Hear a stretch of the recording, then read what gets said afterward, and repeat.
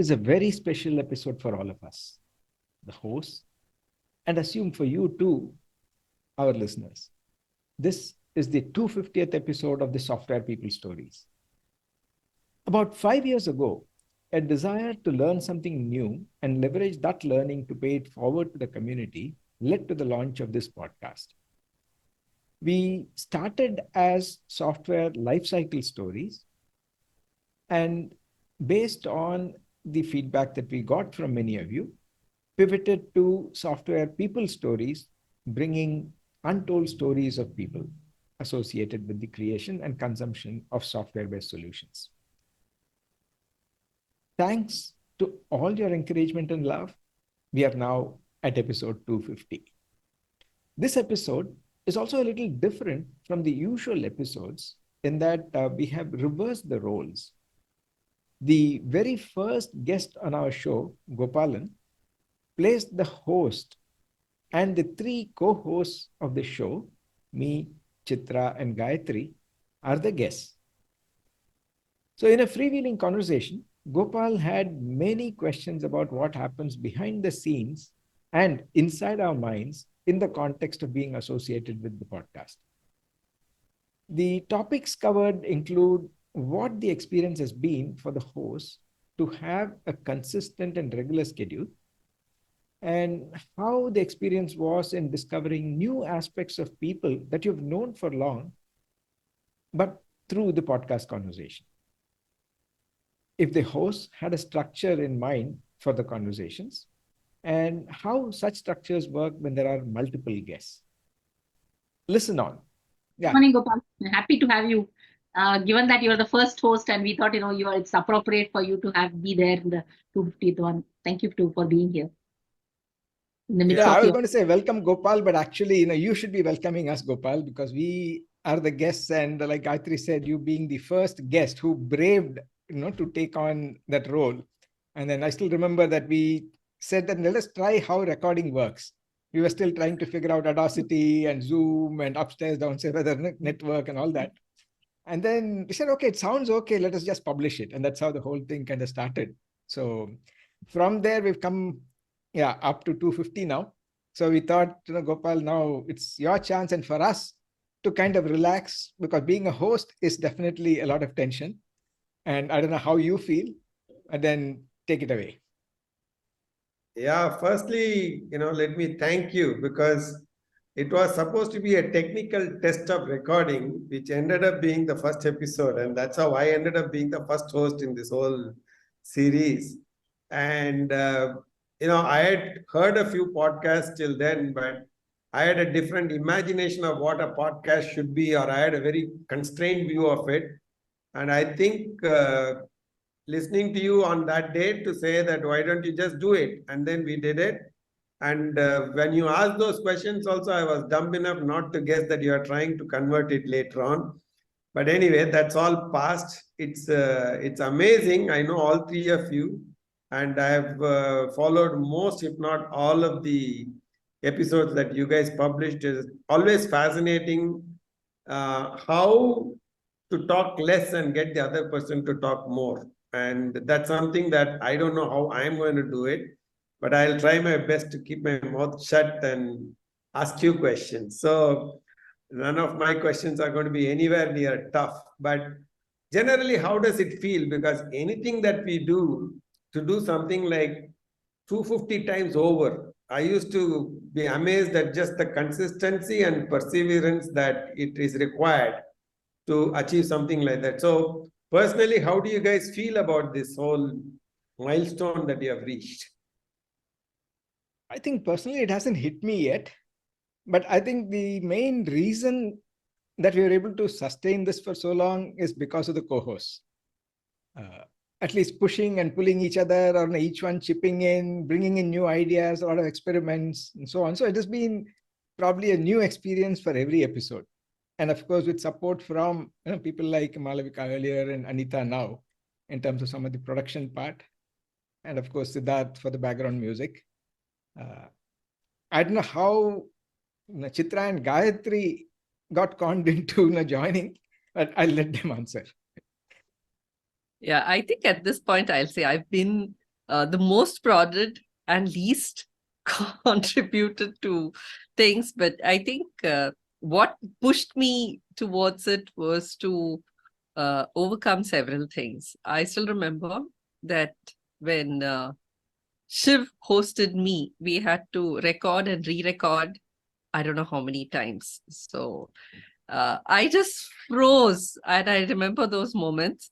And I don't know, I think I managed to tell myself to cross some barrier. And then it moved to a very different zone. And like you said, Gopal, for me, it's more about probably one of the few times when I shut up and have others talk.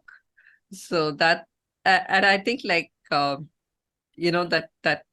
little feeling of, I'll call it FOMO, because I've seen Gayatri and Shiv aggressively pursuing people recording. And although the last 6 months have been, a little to no contribution from my side, it's still, I'll say I bask in that glory of the fact that, there is consistency and people are putting in effort to keep this going. So that's my piece about it.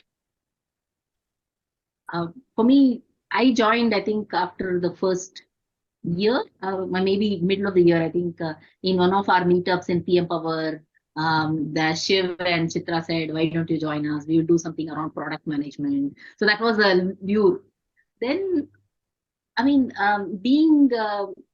using some of these tools and everything which was new, for me, it was a completely, I was swimming in the dark side or a deep side. I found it very hard to learn.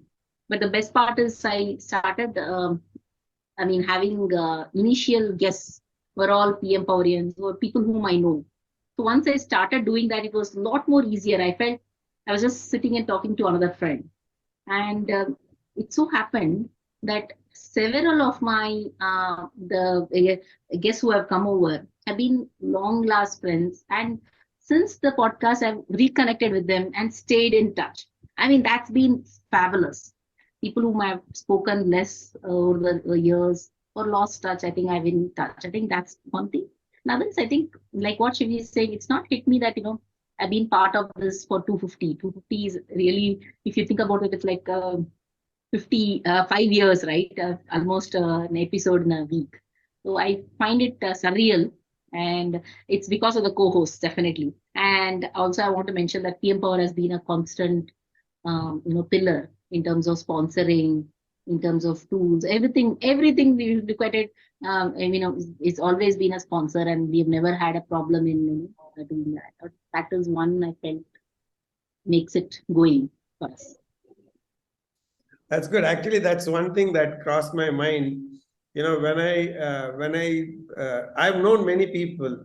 I've known Shiv for so many years. I used to think that I know everything about Shiv, but each time you find something new about a person.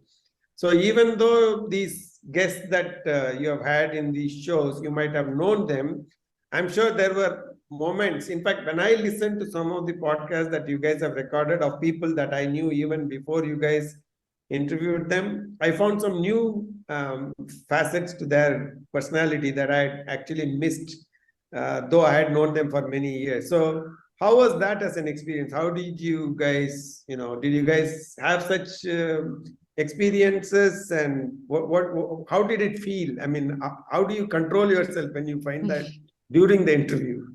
Yeah, it's actually very, if you take my honest thing, if you remember the first episode and the first few episodes we published as software lifecycle stories. Because we said that, why don't we share whatever tips that others can use? But then the feedback that we started getting was that, hey, the stories are interesting. The tips or any technical things, we can always Google, there's enough and more. Like what we want are these. So that was one very, I'd say, pointed input that said that let us be curious about the person. What has been the individual's journey and so on. And earlier, some of the initial episodes, you'll see that I used to be very tense, noting down everything that they're saying or just preparing my next question and all that. Then after this, I said, let me also enjoy the conversation. It is okay. We can always do the recording and editing and other things later. But then it became more like Gayatri said, a chat with a friend. So even if it is not a known person, sometimes it is either introduced by somebody else, or the first couple of minutes, we would probably talk about it. I remember one of the guests, when you said that you have difficulty in stopping to talk, this person said that, no, I can't talk. Okay. And then we spent more than 45 minutes on a warm-up call or on a separate phone call earlier as to why this is not so intimidating or why he can talk. Okay. And actually that became almost a 2-episode length conversation. So these were all things that definitely you discover a lot of things, except one thing I should also add. There was this girl, Anjali, the youngest guest that we had so far. I mean, I didn't know what to ask after some time, because everything she had an answer, and it was so kind of, it looked like it was a thought through answer, but of course she was responding. I didn't know how to continue the conversation. But other than that, yeah, I think, yeah, like we have a chat like now, it just goes. Yeah, I've had the experience where at least 75 or 80% of the people I've spoken to have said, you know what, I have said things on this podcast that I have never even said to myself. And at that point in time, I don't know whether to feel thrilled or, oh my God, did we just reveal some deep, dark secrets? So, but I think it's all in, it's ended up very well, because I think this medium, and I haven't found any articles published in it. Maybe one of us will just write a blog. Is right. What's it in the power of a podcast that allows people to just speak freely? It's a question I've held for quite a few years now with podcasts. And yes, Gopal, your observation is absolutely bang on. It's like peeling the layers off slowly, gently. And like what Shiv said, in the initial phases, my head would be filled with dread of not knowing what the next question should be. And once that passed, it became just a friendly conversation. And you realize, at least I realized as a host, that you just need a gentle nudge and the person can go on and on and on. It doesn't need much at all. And especially if it's a topic that they're passionate about, or even something that can just keep a conversation going, I think that for me is beautiful, what transpires in that whole 1 hour or whatever it is. So very recently, thanks to the experience of the Software People Stories, I was able to help start another podcast show for the organization that I'm associated with. And I landed up having 4 students as guests. And Shiv, like you said, they were all excited. They were all very nervous. But once they started, I didn't have anything to do there. I think they just went on and on and on. And the variety of topics that these kids brought to the table, I think I just kept everything as is in the episode. And they were so excited to listen to themselves. I think maybe we should get to writing that blog about what is it about this medium that allows people to just open up. I agree, Chitra. I think somehow it feels like a safe space. In fact, many of the guests who have used this podcast as an introduction of themselves in their resume, in their LinkedIn profile. They've made it very clear, and sometimes personal. When I've interviewed my cousins, whom I know for years, I didn't know many of their struggles they have gone through. Sometimes it's very excellent to hear that. And in fact, when I published this to my other cousins, they said, "Oh, I have more respect for this person." See, just that innate view in terms of being able to share some of the vulnerable moments. I think we sometimes feel that you should wear that full guard and be the best version of it. But it's okay to just share those great stories and great moments of lack of clarity, if you will. That's what makes me also keep asking those questions. somehow we also did this non-video audio, and having those video on, even though we don't publish the video, I found more people open up. It feels like talking to each other, right? Because earlier we used to have actually talking in front of other, but now with all COVID and everything, we have everything online. So that I find having video and just speaking to the phone, I think that has helped in my view in terms of keeping this conversation light and moving. Actually, that is complete news to me because I actually had a different take on this whole thing. I thought people are very comfortable in podcasts because they are not conscious about having a camera focusing at them and they are just talking, and so they are very comfortable, and that's how they really opened up. But you're saying that the visual contact actually helped them relax. That's really, I mean, real learning for me. I didn't know that actually. My experience Yeah, has yeah. been a mixed bag. Some, in fact, most of the guests that I have spoken with felt comfortable with the anonymity. That's no camera. But the ones that felt, I can also sort of connect with what Gayatri said, because there were some people that felt like they had to, we had to see each other to get that feel like they're in the conversation. So it's gone both ways, but the majority has said, okay, now that we said hello and I've seen your face, can I turn off my camera? Yeah. So Yeah, it's a mix. Some of them say that I want that acknowledgement of a smile or a nod or something else, even if you're not, even if you're on mute. Yeah. That's true. Then the other thing that I'm always like when I listen to you guys, it appears as though it is just a general conversation and you get on and you talk and things like that. But I've always found there was a thread and it ultimately brings out certain messages almost in all the episodes. So did you work with some structure but kept it loose, or how was your approach to having these interviews? See, it also kind of evolved, but broadly the structure is, you can say, in three parts. The first is a self-introduction, like Gayatri said, letting them reminisce or reflect on whatever they did and so on.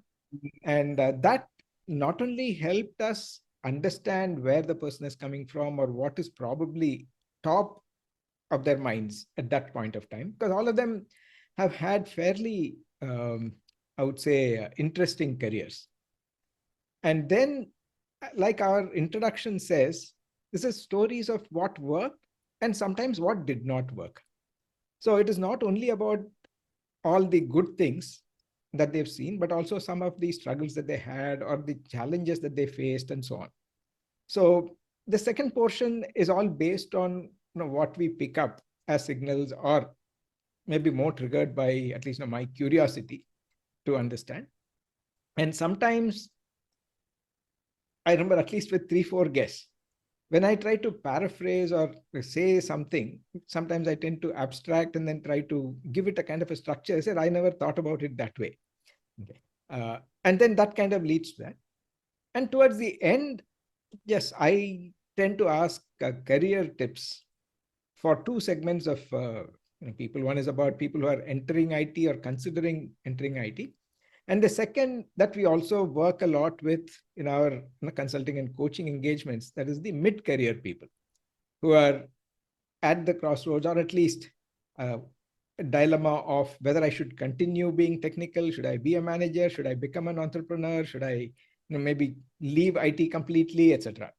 So what I've heard from some of the listeners is that some of those they find it very relatable, and saying, I was also having a similar kind of a doubt, or I'm also going through a similar thing. Oh, it's now good to know that there is probably still some career ahead of me, and so on and so forth. Yeah. For me, when I started, right, already Chitra and Shivji were already doing this. So I sort of listened to quite a few of them. And for me, I have kept it only two parts. One is the introduction part of it, and ask them questions around why they took such decisions in that. The last part is I normally ask them to do a time turner and say, okay, 10 years from now, how do you think software people will look like, and some of the messages that you want to give to your people. So I think this is the two parts that I normally keep. But the conversations typically is that when you ask about their career, most of them start giving their advice and start thinking and reflecting. And one of them actually said that it almost feels like a speed autobiography of their career life. I had never thought of it like that. Once they said that, I heard the first time, I think a year and a half back. And actually, several of them have repeated in different terms. And it's almost like I'm writing my own autobiography without spending a lot of time. So I thought that was very powerful. Right. Yeah, most of the people I've spoken with have said that they've actually never sat down and had a conversation about their career with anybody, for that matter. So this was a nice, either a walk down memory lane or, recollecting certain moments in their lives that were either transformational or points where they learned something. So I think having that loose structure sort of helps people let their guard down, because a lot of people, when you approach them, they say, what are you going to ask? I'm so, there are things that I can't say, that, right? I said, no, you don't have to say things you can't say or you're not supposed to say. And so, even I see that the most effort I've had to put in is to actually get people to say yes to that 1 hour time slot. And then what follows there is very easy. And they themselves, somewhere, I think 1 or 2 people have said, 10, 15 minutes into the conversation, oh, this is actually quite nice. I didn't think, I was very tense, but now I'm relaxed. Kind of a thing. So, but that loose structure of, introducing and then taking us through their career journey kind of helps people really relax. So that format, I guess, has worked for you guys, and it's come out very well in all of them. And you have also had a variety, a big range in the kind of people that I know you have had as guests. But how is it? So you have this one person guest, which I am now kind of more or less understand. But you also did in which you had multiple guests. I mean, this is in your case, it's all, there is a certain symmetry to the way you people talk, my familiarity and all that. But when you have 3-4 people, like for, I think, Women's Day, one episode you did like that. Then even one in which I was there with 2 other guests. And there have been some in which you have had multiple guests. Now, is that very different, or how do you compare that with, because I find that also pretty interesting, because that also, like, it brings more variety in the sharing. So what triggered that format, and how did you even break away from having one guest to multiple in the same episode, and how did you guys approach that? Probably a simple answer or a lighter answer is that we also might get bored doing the same thing again and again. So we want to keep experimenting with new formats and new things. So you see, we've had probably very few still monologues. In the first couple of episodes, I just recorded something, but then you can't go on and on for a long time. Then we've had individuals mostly. And then when we were looking at themes, particularly March focused on only women, even though women are interviewed even throughout the year, but March we said is exclusively for that. Then there are multiple people. So we used to have individuals, again, women for the first couple of years or for 3 years almost. And then 1 year we said, if we are talking about women's issues, unless the spouse is also there, why don't we get them also? So that means that at least there are 2 persons, and then probably that kind of a group is a little more difficult because there are other dynamics also, right? Once you have a couple there. If you are getting guests, like our, I think, 50th or 100th episode where we had past guests coming in, or we had once at Global for as a panel discussion and so on. So there, not much of curation as such, but at least having some broad idea in terms of what is the minimum that you want to cover, and then how do you squeeze it in that time. But the time earlier, we used to again have roughly about 20 to 30 minutes. But then we said, no, let us not be constrained. We used to publish long episodes. There were some that went to almost an hour. And then we tried publishing it in 2 parts, 1 week after the other. And now recently we started publishing both the parts in a week, one on Friday and the following second part on Tuesday and so on. So it has been an experimentation for us also. And at least for me, I try to connect something common as a thread when there are multiple guests. Yes, it is good that they bring different perspectives, probably more for me to understand or connect what they are saying. And that's what is the thought process that goes when I have multiple guests. In fact, whenever I have multiple guests, I normally sort of choreograph it. Like what Shivji is saying, how do you create a common path and what is the commonality in their career? I look at their LinkedIn. Anyway, for every person we do that basic research of their profile.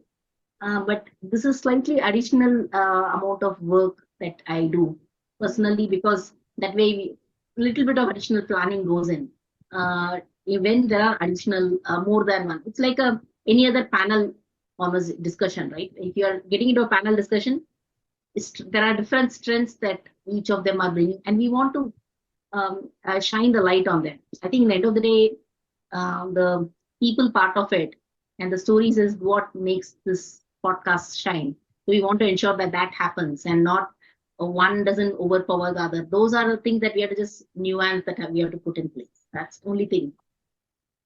Yeah, I think pretty much Gayatri and Shiv have covered what it is. For me, it was, I had done hosted panel discussions earlier, so it felt a lot like that at various conferences and things. It's always good to have a bit of a connecting theme. But I've also enjoyed the points where some of the conversations were very spontaneous. I particularly remember the one Gayatri where we had Jacinta and Sushma Joshi. And when you have people like that, who I personally know both of them, and they are very original in even their thoughts and what they say. So sometimes it's good to just let them go, and something really interesting emerges. But at the same time, the face of when, I had a couple that I was talking to, I actually edited some of the conversations out because the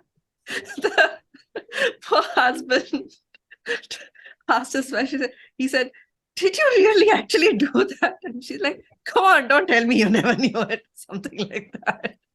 But I mean, all in good sport. But that's it. I think adds a lot of variety and very.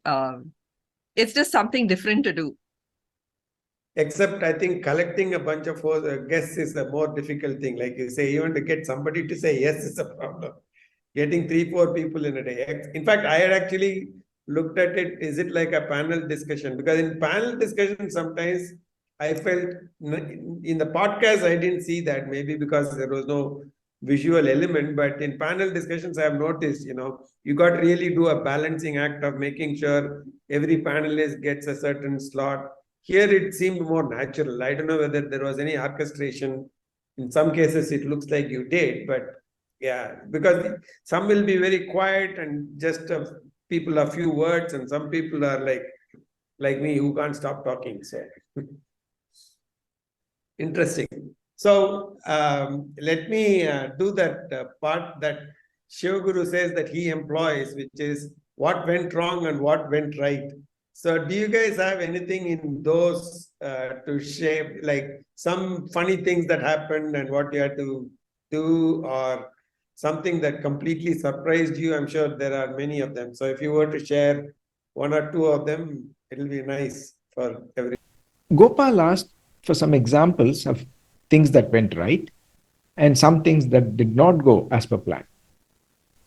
The answer to that question and many more interesting questions, please don't miss the second part of this episode airing next. Thank you.